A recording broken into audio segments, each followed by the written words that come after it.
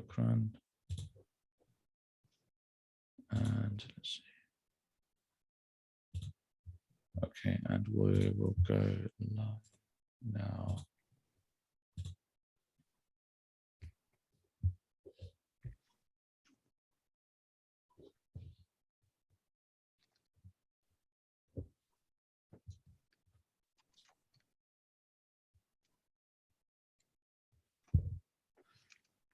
Bismillahirrahmanirrahim.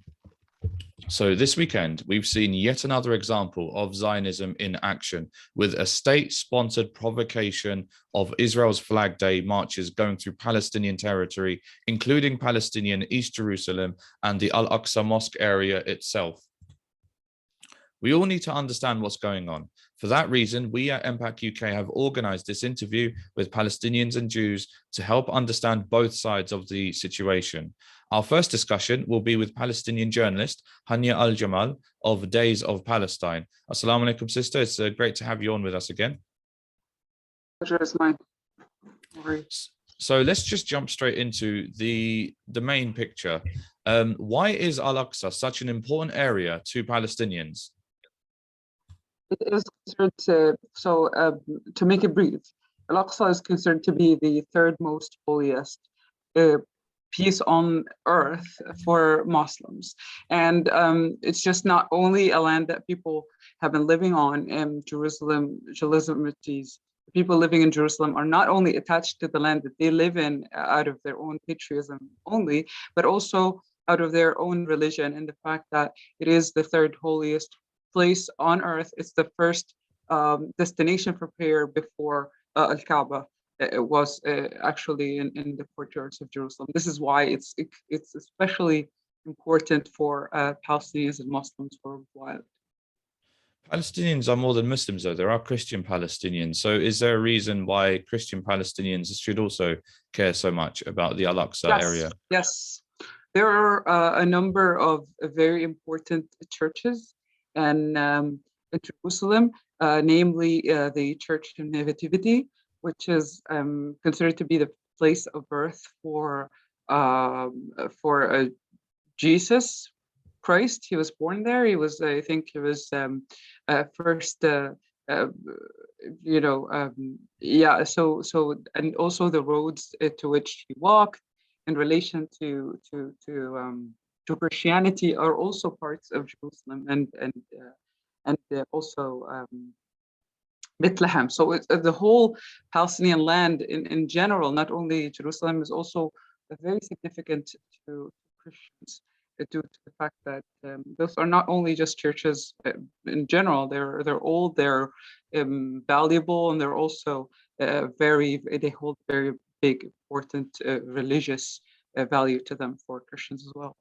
And also, when we think about Palestinians, we don't think about them in a distinction of religion. They all see that they're one nation, and they all feel like they are under the same threat, which is the Israeli occupation that is not distinct when it's fighting all of them. So thank you for explaining just how important the Al-Aqsa area is to Muslims and Christians. But it's clearly important to Jews as well. And isn't Israel just trying to put forward the idea that this area should be shared with Jews as well? So why can't Palestinians just share the space? Well, it kind of is, really. You think about East Jerusalem. East Jerusalem is cut into 4 parts, one of which is actually for Jews, and one is for Christians, and one for Muslims. And it's actually, there's an agreement that has been made that kind of holds that rights to each group distinctively. The issue here is that after gulping big amounts of land and also neighborhoods and making people leave their houses and just demolishing Palestinian houses, taking over entire Palestinian neighborhoods and displacing them, Israelis doing that to Palestinians, obviously. That just didn't stop there. They also considered also changing the status quo, changing the original agreement that has been made and highlighted several times, especially in the 1878. There was actually an affirmation in the Berlin Agreement that says that the status quo of Al-Aqsa should not be changed, and that is that the Al-Aqsa courtyards are only for visitation for the Jewish people and for prayer for Muslims. So that have been the status quo for years. It has been a very fragile but kind of functioning status quo that is in the few previous years and this year especially has been attacked. The status quo is there's a persistent trial for changing this status quo and trying to take over also and to make this not only a joint area, but also 100% dominated by the Jewish settler community, especially due to the fact that they don't enter it normally like Palestinians do. They do that in acts of provocation. They hurt Palestinian owners who have their own shops and whatnot, and they do so under the protection of the army and the police and all that. So they're not just, even if they are there in the same quantity as Muslims, which is not the end result there, that's not their end goal, they do not have the same power. So you're like a Palestinian, you're not protected, but you can be hurt as well in your own place of worship. So it's not a matter of, and just to make it clear, it's not an issue of religion. Those people who are fighting to be a part of entering those Palestinian predominant routes are ultra-nationalistic people who are not that religious to begin with. They are far-right people who believe in nationalism first and foremost, and doing all of this to kind of made it unbearable for Palestinian people to live and to function in their own areas. The end result is taking over the whole land, not only Jerusalem, not only Al-Aqsa Mosque, but the whole land. It's not an action. It's not, the end result is not occupation. It's full-fledged displacement. And this is what Palestinians in Al-Aqsa Mosque are fighting for. They're fighting against. They're not just being hurt. They're not just being, they are fighting the end result that they know they know all too well the attempts of displacement. They've seen it far too many times to know the signs and the whole dance and what ends with it. So this is what they're fighting for, because this time it's not only their land, it's also their religious beliefs that are being fought. Would you be able to go into a bit more detail about the 1970 agreement that you mentioned? Like, what was access like back in the 70s? And, you know, was it unbalanced maybe, or was it balanced? There was an agreement in the 1878. It's in the 1878. It's called the Berlin Agreement.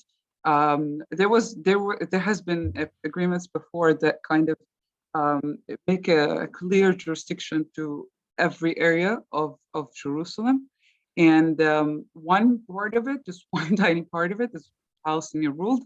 And this year and the past years, and the past couple of years, this tiny part, which is predominantly the Al-Aqsa courtyards, are being attacked, and they're trying to take over them under pretext of having the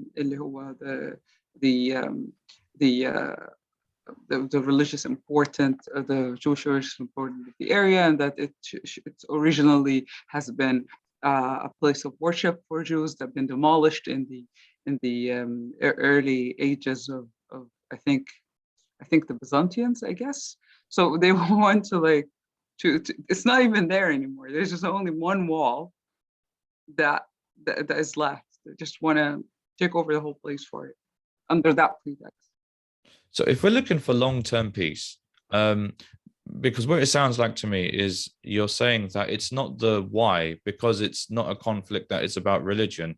It's about national, a country trying to devour another country. So is the question about how then?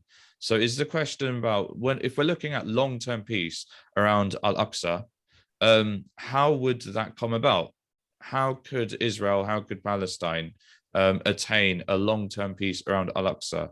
I know it's not a simple question, but that's what we want to see.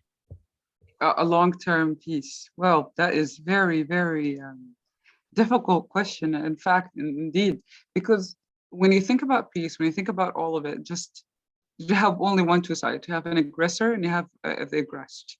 You have the bully and the bullied. And for Palestinians, especially, like I'm sure that you have seen footage of Palestinians in during Ramadan praying, elderlies, children, people with their own kids are being attacked and bit down and shot uh, with steel rubber coated steel bullets in their eyes and their extremities, and you've seen all of that. You have those people, they're unarmed, they're just praying. You have another person attacking them. You have an army with weaponry attacking them.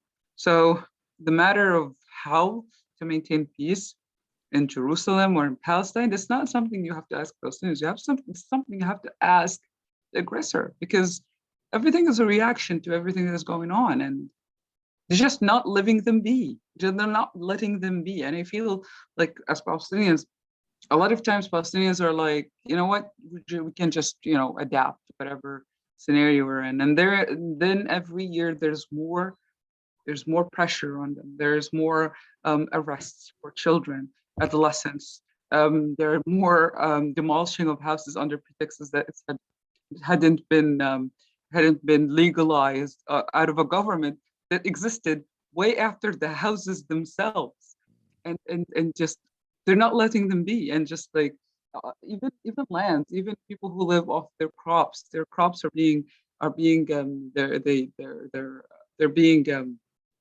bulldozered, and entire neighborhoods are being bulldozered. People are being displaced continuously. Nobody could have anyone from their family back. Nobody could visit the areas that are cut by the separation wall. Nobody could actually reconnect with their families living inside Israel.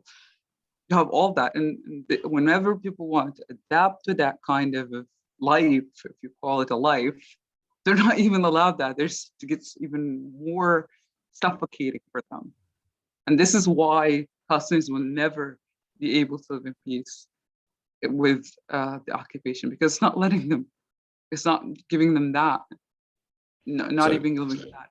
So would you say that a solution needs to include acknowledgement of Palestine as a state? Yeah, we have to.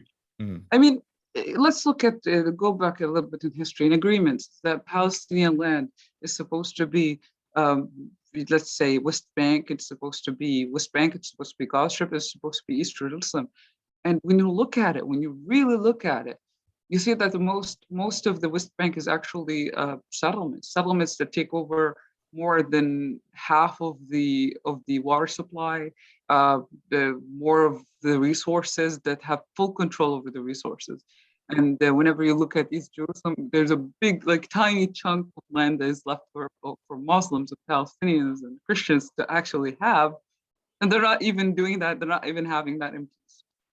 And you see that Gaza Strip is very polluted. It's overpopulated, and every couple of years you just come along, they raid us and shower us with chills and grenades and whatnot.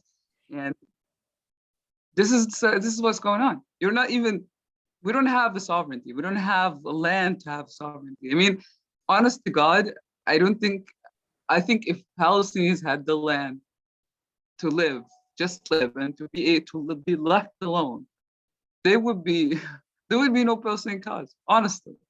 I mean, a lot of times people come up and they say, what do you mean by that? Do you mean that there'd be no aggression, or do you mean that there'd be no aggression? There would be no problem. I mean, if you let people go back to their land, if you let them live, it's not for Palestinians, it's never about Jews. It's never about one race. It's never about that. It's just about that you're not letting them live.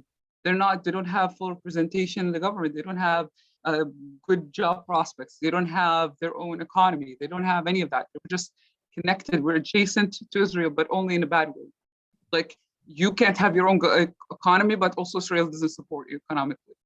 You can't travel on your own, but they can control. You can't travel because you don't have that much money. But when you have a scholarship, Israel can just stop you. You have all of those things. They're just making life difficult. They're making life unbearable. The end result is that they don't want us to live here. They want us all. They don't want to take over the land. Just as you said, it's one state trying to eat up another. and it's racist. It's very racist. Actually, when you see the flag marches that they do, most of the slogans are anti-Arab. And it's really easy to see that whenever anyone calls out Israel for what it does, they're just marked anti-Semitic. And then everyone's just like, oh my God, did you like do that? I'm like, it's so ironic. It's super ironic because nobody really talks about that. Nobody talks about the persistent and continuous hate for Arabs. Yeah. And it's a racist issue. It's a race issue, but not on the Palestinian side, no. Yeah, we've seen it's a confounding. Israel confounds Zionism with Judaism. And as you said, what it does is it gives them a very, very useful anti-Semitism card to play. Yeah, even if you're a Jew, you're a self-hating Jew. Yeah. Like there's no winning with them. Not really. Yeah. They just can manipulate the facts and just do whatever they can. And you have to comply or just, yeah. Yeah. So Sister Hanya, are you able to hold on just for a bit? Because I want to move on to my second round of questions. Shukran. I really appreciate your time. If you do need to drop off at any time, I understand being in Gaza, the situation is always unpredictable. So if you ever need to drop off, I understand. I'm now going to be going to my second set of interviewees. If I can ask Rabbi Joseph Cohen to please turn on his camera, and then I'd like to pin you as well. Let's see. He might still have an issue with the microphone. Okay. Rabbi Joseph Cohen, please do join in whenever the technical issues fix themselves. I would like to introduce my second panel, made up of Rabbi Dovid Feldman from upstate New York in the US, Rabbi Ahron Cohen from Manchester here in the UK, and hopefully we will be joined by Rabbi Joseph Cohen in New York City of USA of the Neturei Karta International Organization. Thank you for joining us. I'm really happy to be able to discuss this topic, hopefully in some detail with you gentlemen. So I've got some questions, and obviously they are open to everyone to answer. But I would like Rabbi Ahron Cohen, if I may have your thoughts first. Why is the Al-Aqsa area such an important area to Jews? Because that is the excuse that we hear given by Israel. Israel puts itself forward as the protector of Judaism and Jewish needs and rights and so on. So hopefully by understanding why the Al-Aqsa area is so important to Jews, we can help understand and critically analyze Israel's basis for its Flag Day marches and so on. Please go ahead. Good afternoon. Pleased to be able to be talking to you today. I'd like to preface what I'm going to say before even looking at these questions that you put to us. You're talking here to myself, my colleagues, and you keep referring to Jews. There are Jews and Jews. We of Neturei Karta, the word Neturei Karta is simply the name given to Jews who are anti-Zionist, who understand that Zionism and Judaism are two totally differing and conflicting concepts.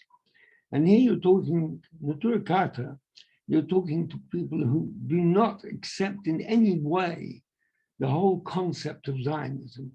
Zionism and Judaism are two totally differing concepts. Judaism is a religion going back thousands of years, full of morals and ethics and compassion.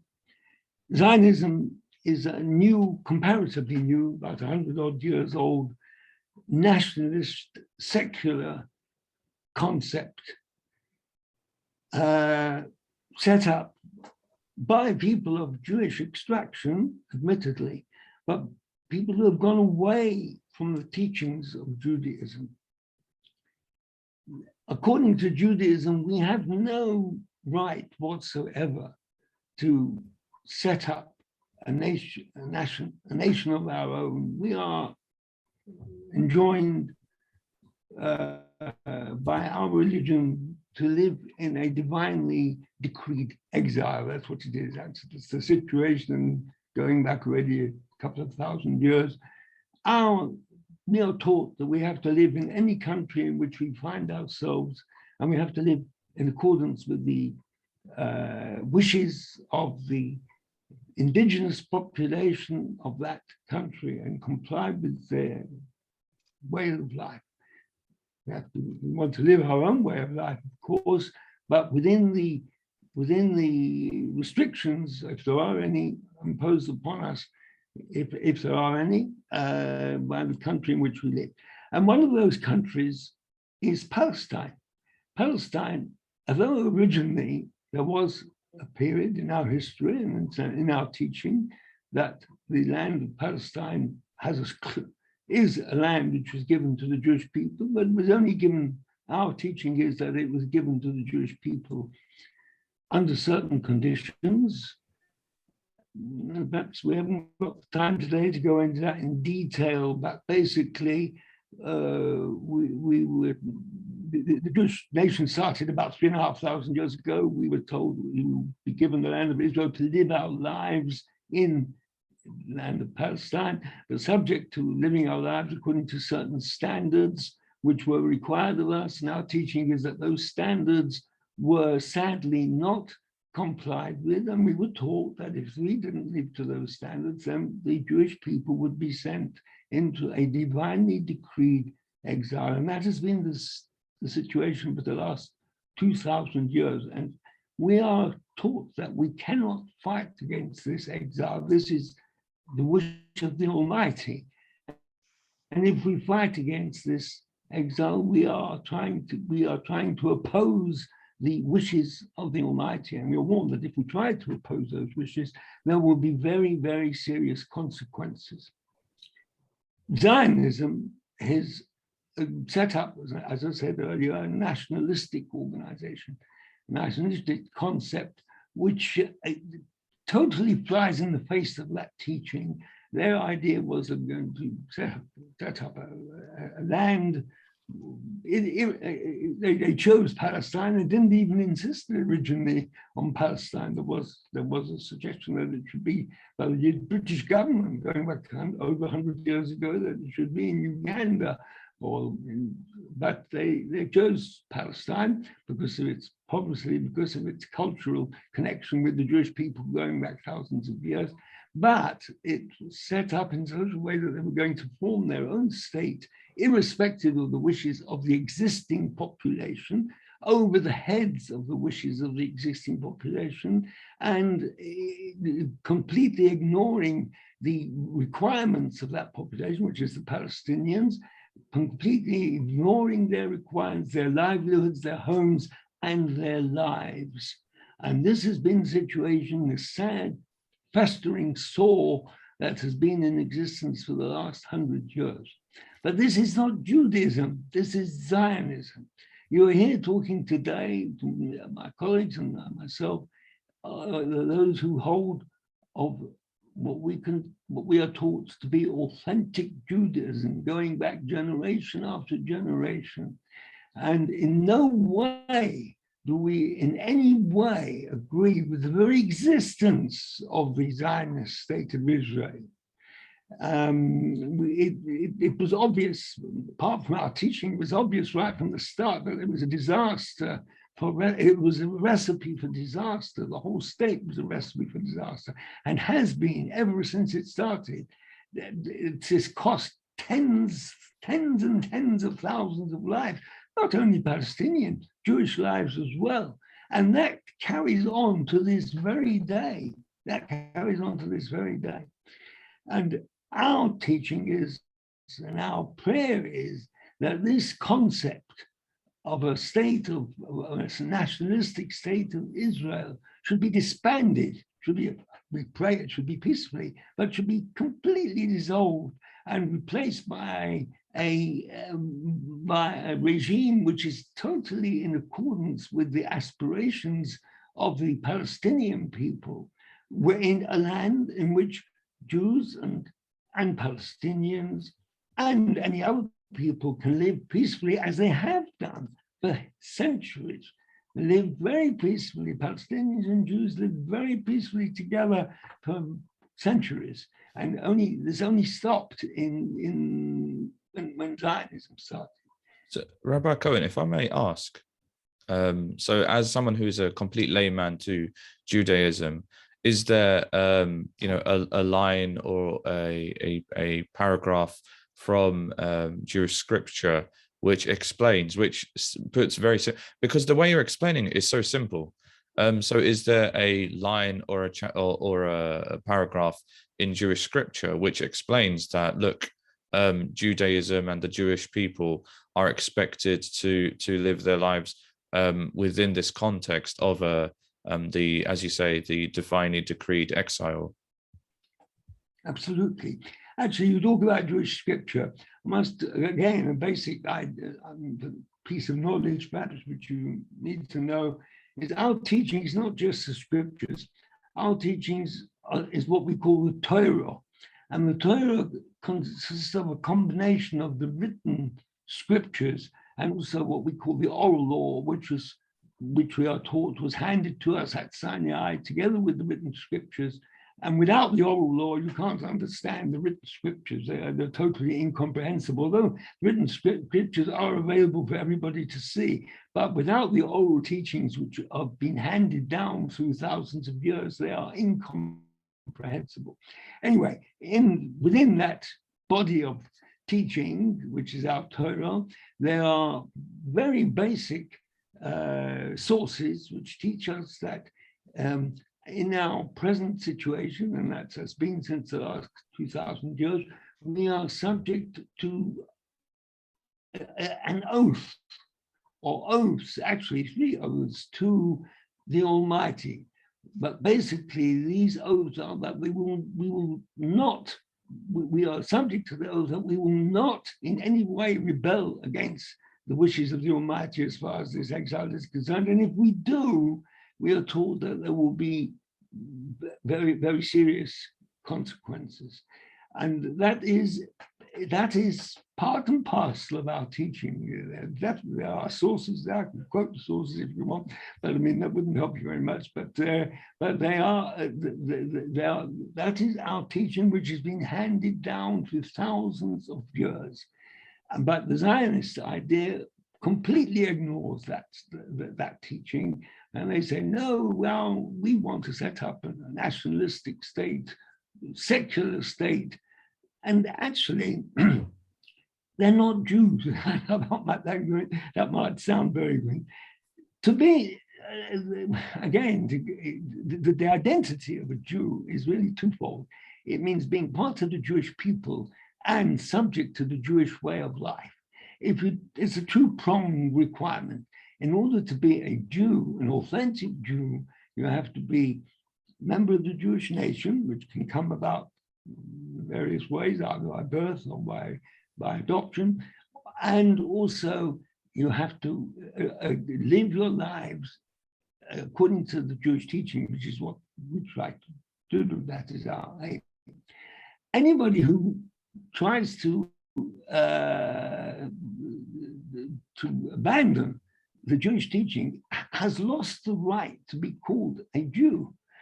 Now, most of the people who live in Palestine, in State of Israel, Zionist State of Israel to then Palestine, sadly, there is a very strong minority who do observe the Jewish religion, but the majority sadly have abandoned that teaching. And really, they have lost the right to be considered authentic Jews. And when they talk about anti-Semitism, it really means anti-Zionism, because what they have done, until Zionism started, anybody who left the Jewish religion after 3-4 generations was lost. It was lost. They lost their identity completely. Zionism came and gave them the opportunity of having a new identity, a Zionist nationalistic identity, but that's not Judaism, that's Zionism. But they have now conflated that new identity of Zionism with Judaism, and they have jumped onto the bandwagon of trying to represent the Jewish people, which is totally false. And they have said, well, now we are the Jews, and anybody who is against us is anti-Semitic, which is a falsehood, a total falsehood. So I mean, that's a long introduction to the answers that are your questions. If I can get that, you say, why is Al-Aqsa so important to Jews? Now, when you say important to Jews, do you mean the real Jews or the new Zionist Jews? So if we go ahead, I can only answer for real Jews. We consider to be real Jews. Of course, the area in Jerusalem, Al-Aqsa, we are taught that there was a period in time when the Jewish temple existed. There was a time now in history, and that was a very, very important part of our history. And it's very holy and very important to us. But it's only important to the extent that we revere that area and we pray in that area. But in no way do we have a right to impose ourselves as being the masters of that area, because we are according to our divinely decreed exile, we are subject to the wishes of the indigenous population, which is the Palestinians, and we cannot impose our authority on an area which they do not want us to have authority over. So when you say it's important to Jews, it's important as far as our religion is concerned, but not to the extent that we can in any way impose ourselves on that area and take it over.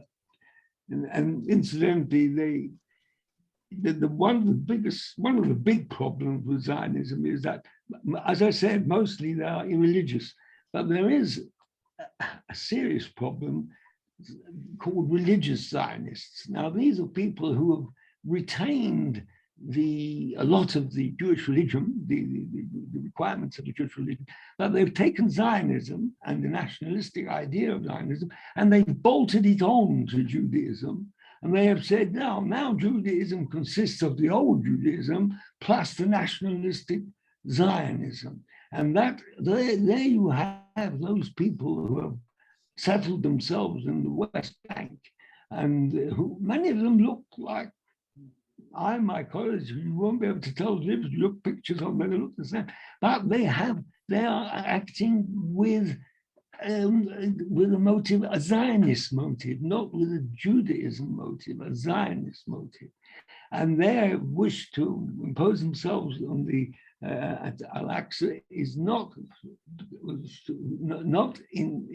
governed by authentic Judaism's teachings, but by their Zionist nationalistic ideas. That is called terrible suffering for them and for others. So, Rabbi, sorry.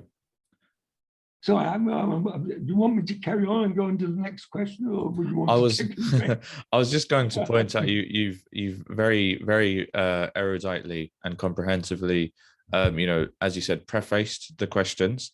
And I wanted to bring in Rabbi Feldman because you've segued very, very well into the next thought that's on our minds. You've explained, Rabbi Cohen, that Judaism has a very simple instruction in terms of the three oaths, promised, given to the Almighty, and yet what we see today, as you've explained, is a defiance of that. And so, the consequences, the Jewish community, as you say, through the teachings of Torah, the Jewish community is going to feel the consequences. And yet what we also see is that the wider community, the Palestinians and so on, are also facing consequences as well. So my question for Rabbi Feldman is, why is Israel being so provocative? So, is it not enough to defy these Jewish instructions? Why are they being so provocative to the communities around them as well? It unfortunately goes together. It's because they turn their back to God and to his religion, they turn their back to the teachings of their grandparents. Therefore, unfortunately, they do all this harm to other people. When one loses or lacks their religious requirements, many times they lose their moral obligations to one another. And unfortunately, we do find what was mentioned throughout this conversation, so much wrong has been done to the Palestinian people, and this is totally criminal. We as Jewish people, since we know these people where they come from, it's no wonder why so sadly it goes so far. But again, as Rabbi Cohen mentioned before, we always need to remember that this is not Judaism, and this is not even the Jewish people. This is a segment of people from Jewish descent, unfortunately, for one reason or another, choose the path they are going. I must mention there are so many of them who might be totally ignorant. Because of this massive propaganda, they think and believe that in order to be Jewish, you need to support Israel. In order to fulfill your religious requirements, you have to kill other people, which is so sad and so embarrassing. And because, in today's discussion, when we're talking about the Flag Day, we have those settlers, people pretend to be religious. Unfortunately, when we see the pictures of these marches, we see people, with payas, with side locks. We see people obviously looking Jewish, religious Jewish. But we need to realize that, as Rabbi Cohen mentioned before, that these actions committed by these people in no way become religious because the people perpetrating them claim to be religious. These acts remain anti-Jewish. It remains criminal according to international law. It remains unjust and inhumane, regardless who the people who commit the crimes are. It's just for us as Jewish people, for us as religious Jewish people, it's so embarrassing and so painful because in addition to all what the Zionist movement as a whole considers and insists to be called the Jewish state and the Jewish people, and as Rabbi Cohen mentioned, the vast majority of them are not practicing the Jewish religion, are not following the traditional Judaism. But when it comes to this far extreme element of the Zionist movement, the settler movement, when they claim to be religious, it just makes the situation worse and more embarrassing. So Israel does argue that they defend Judaism and they represent Judaism and so on. And you have clearly said that this is not the case. So what arguments do Israel put forward then? Obviously the narrative, the big picture that they try to paint is that Israel is a Jewish state for Jewish people. But what they must put forward some details as well, because you can't have a country of people who are just all brainwashed and so on. There must be something coherent in their argument. What is it that what are the points that they put forward? Again, I apologize for being a layman in Judaism, but what arguments does Israel put forward that convinces so many of their citizens that yes, the Flag Day march, the aggression towards Palestinians, in breaking into the Al-Aqsa mosque and so on, this is all completely fine under Judaism?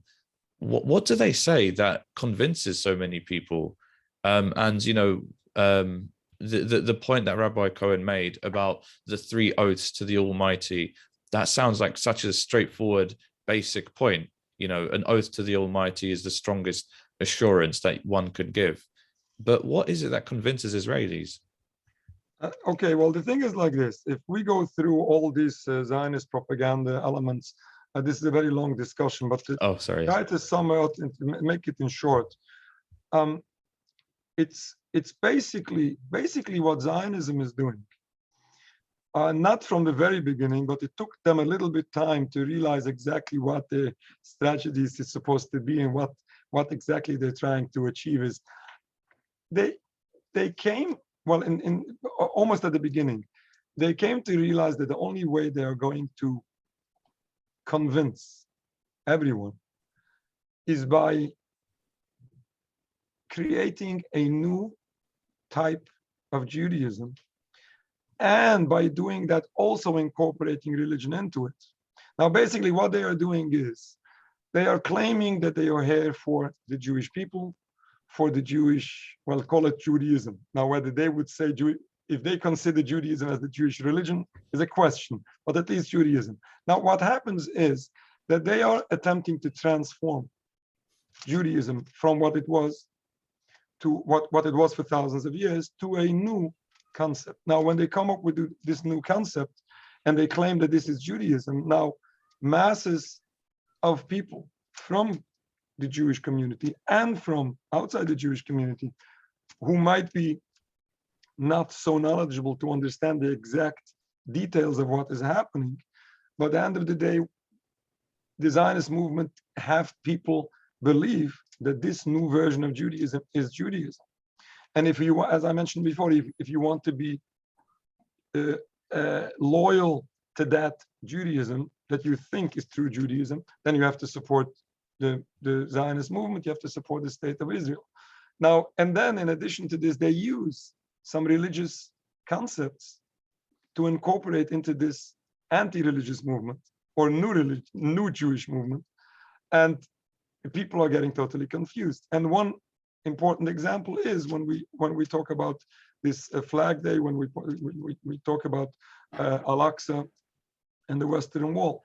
The Western Wall is a concept in Judaism. It was always considered a holy place. And this holy place is unfortunately being used into this national movement to support this nationalism with all anti-Jewish concepts to it and all criminal activity to it. And unfortunately, so many people are being confused. Therefore, you find so many people within the so-called Jewish community as a whole, which is today, this massive Zionist movement. We have people who are from the very young age being indoctrinated into this new Jewish education, this new Jewish face of all these concepts. And these people get totally confused. I have to add, when we're talking about Al-Aqsa, we're talking about the Temple Mount, we're talking about the Western Wall. As Rabbi Cohen mentioned before, the Western Wall was always considered a holy place for Jewish people, but with no condition that it has to be owned by Jewish people. The holiness of the place is regardless of who owns it and who rules over it. It happens to be, as Rabbi Cohen mentioned before, since Jewish people are in a divinely decreed exile, it happens to be that today we are forbidden to rule over the place. And therefore, it was for very long, since Jewish people lived in peace with Muslims in Palestine for so long, Jewish people did enjoy visiting the Western Wall.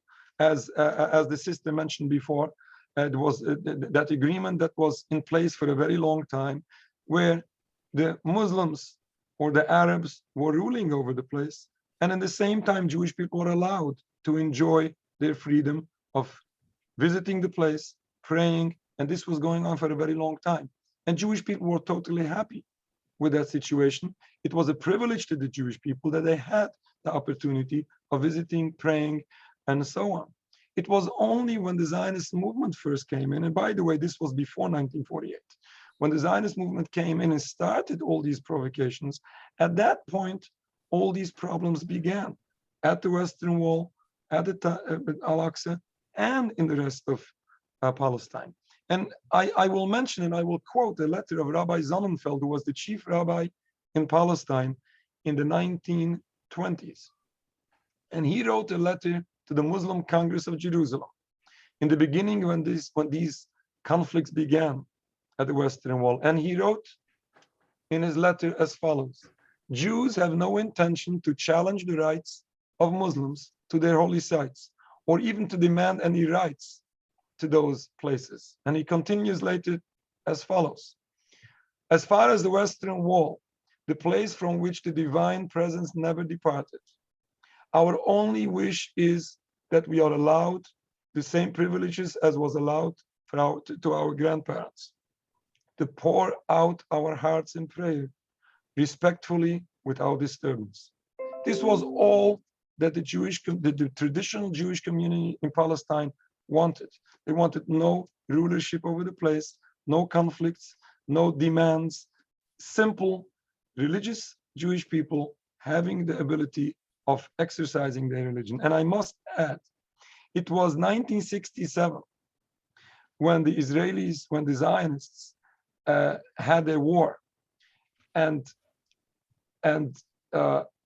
in their words, got this privilege of having the Temple Mount as Jewish, in their words. At that time, it was the great Grand Rabbi Teitelbaum, who was a very famous rabbi originally from Europe. He was a Holocaust survivor. Then he was the chief rabbi of Jerusalem, and then he moved to the United States, and he gave an edict telling to his followers, Jewish people should no longer visit the Western Wall, despite it was so precious and so important for the Jewish people, because we should never give credit for the Zionist movement for their so-called achievements. This was no achievement. This was a disaster for the Jewish people, whether it was regarding the Western Wall, whether it was this whole state of Israel. This Zionist movement and any of their so-called achievements was, and continues to be a serious tragedy, a Nakba, a catastrophe for the Palestinian people, and a disaster for the Jewish people as well. Regardless the Jewish people who live in the Holy Land or they live abroad. I think that those two quotes that you gave of like very senior rabbis of their time, it really highlights how it's not an issue of Judaism and Islam and some kind of incompatibility between the religions. And it's quite obvious that before Zionism and the state of Israel, and even before the Zionists started moving in before Israel, there was straightforward access for people of the three Abrahamic religions to access the spaces that they wanted to access. So basically, Zionists purport to solve problems that they themselves created in the first place. Without Zionism as a concept, without Zionists aggressively going in and dividing up lands and sites and so on, then the conflict that we see today wouldn't exist. As Sister Hanya said before, if the Palestinians were just left to their own devices, there would be no Palestinian cause because there would be no issue in the first place. If I may interrupt, I have to add. Go ahead. Yeah, and please. if that will be the scenario, Jewish people will have no problem. Jewish people will need no security. We never needed security in Palestine. We were always secured. We were always safe and respected. All these problems that the Zionist movement claim that Jewish people have and that they need security is just because of the Zionist movement.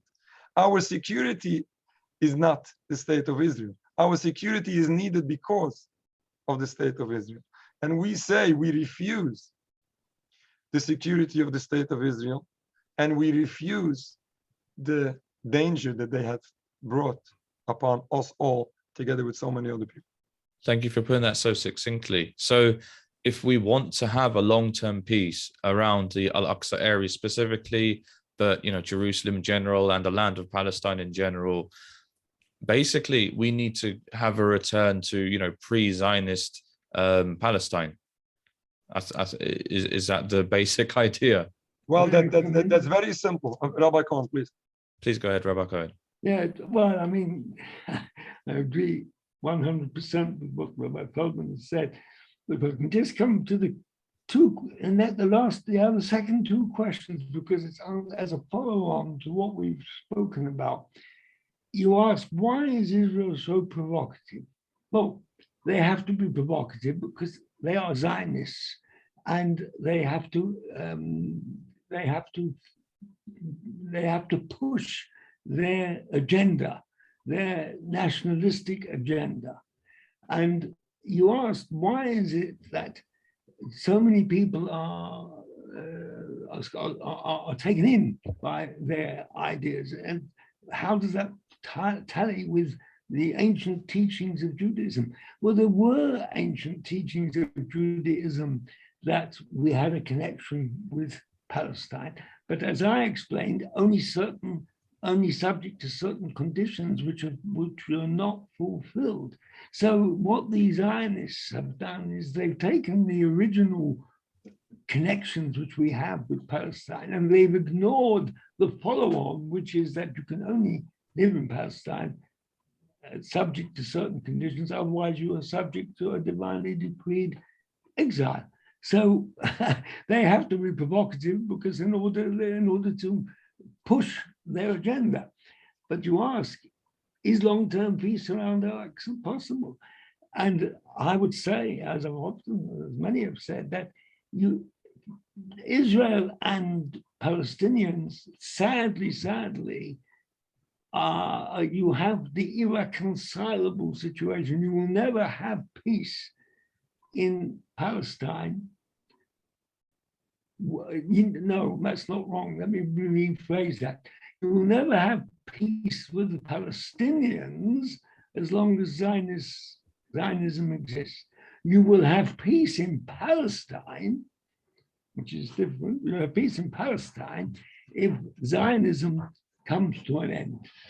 And if Zionism comes to an end, then there's no reason at all why there should not be complete peace in Palestine between the Palestinians and Jewish people and anybody else who's living there, as was the situation going back hundreds of years.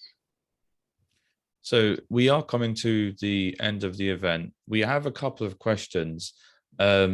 As I should explain, most of our audience are Muslims in the UK. So we've got a lot of people who are like laymen with Judaism. We've got a really good couple of questions here about understanding the difference between Judaism and Zionism, and about, Jewish scripture related to those points as well. I think this would be an ideal point to talk a bit, just to quickly explain about Neturei Karta and your organization, and how, as an organization, you help people to understand the difference between Judaism and Zionism. So Rabbi Feldman or Rabbi Ahron Cohen, whoever would be happy to quickly pitch Neturei Karta International.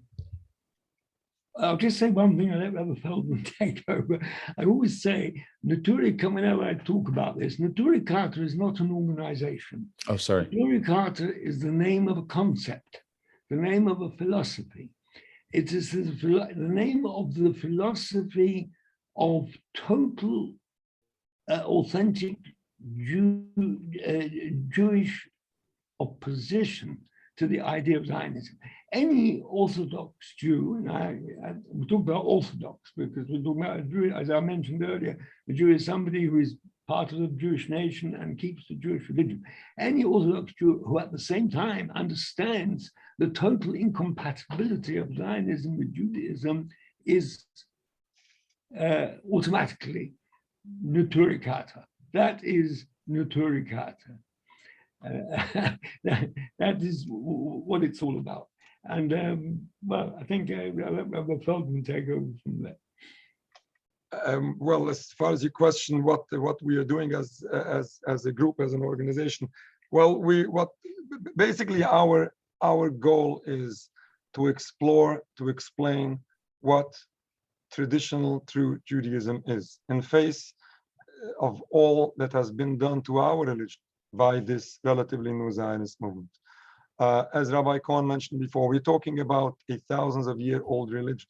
We're talking about a religion that our grandparents, and by saying our, I mean to say the grandparents of all people who consider themselves Jewish, regardless they follow Judaism or they don't, but the great grandparents of myself, of my community, or of the Zionist movement.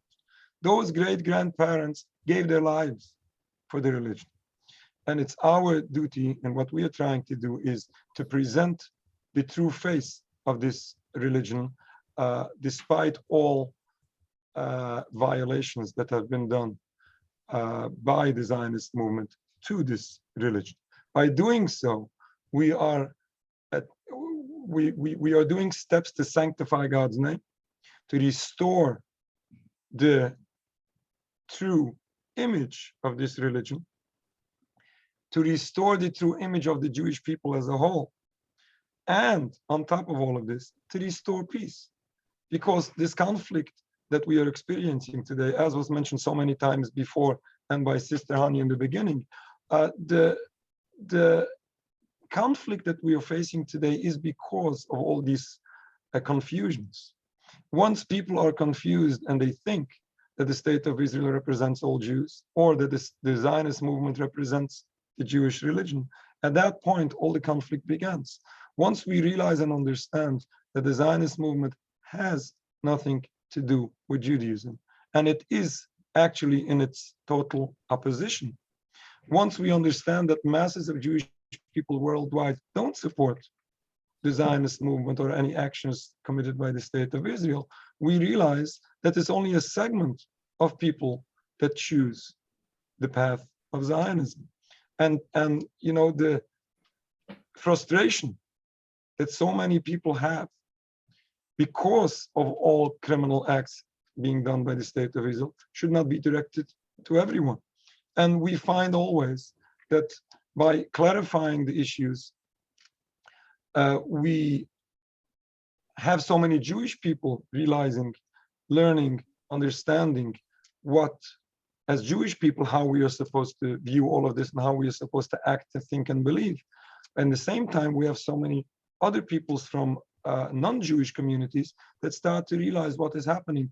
And I have to add this, what was maybe mentioned before, that when it comes to this massive propaganda machine, that if you say a word against Israel, you're anti-Semitic, by putting all these things in the right perspective, we start to learn that criticizing crimes committed by people who happen to be from Jewish descent doesn't make this criticism anti-Semitic, because these criticism to these crimes basically have nothing to do to the people perpetrating that crime. It's basically criticism to the crime. As one said, regardless whether these crimes would be done by people from Jewish descent or from Muslim descent or from believing Christians, if the crimes are criminal, then a righteous person has to stand up and either criticize it or try to stop it. And just to bring the event to a close, I've just got a question for Sister Hanya. So what can international supporters of peace in Palestine do? So this event has helped us understand that the idea of the Al-Aqsa area specifically being targeted by Israel, by supporters of Israel and so on, it is not rooted in Judaism. Therefore, it's not a religious conflict. It is a conflict of an aggressor occupying and devouring its neighbor. So that brings it, what that means is that this is a conversation, this is a cause that anyone can join. It's not about being Muslim or Jewish or Christian or so on. It is simply an issue of justice. So that means that it opens up to everyone in the world who has any kind of empathy with humanity to be a part of this cause for peace in Palestine. So what are your thoughts? What can international supporters of peace in Palestine do? Oh, sorry, you're muted. Sorry. Yeah, I'm sorry. Okay. So I think first and foremost, and I can't highlight this enough, is to spread the word. As you said, there is a propaganda machine that is spewing lies and trying, and it's arming news outlets to promote those false narratives. The thing is, the first thing that people could do is to spread the word. It's not a complex issue. it needs to be heard. And I think, as you said, it's just not a matter of religion, it's a matter of common sense and the human decency. And if people understand, I think if people understand exactly what's going on, they will definitely, without a hesitation, they will take part, an active part into support the Palestinian people living in Jerusalem and also in all over Palestine. That will be the first thing, spread the word. Second thing will be boycotting Israeli goods, boycotting companies that directly support the occupation, because all of this money that they're making is actually being utilized into making Palestinians' lives more unbearable. The same weapons that are being sold by governments like America or let's say other great countries are being used on Palestinian people's unarmed children who are being killed and massacred.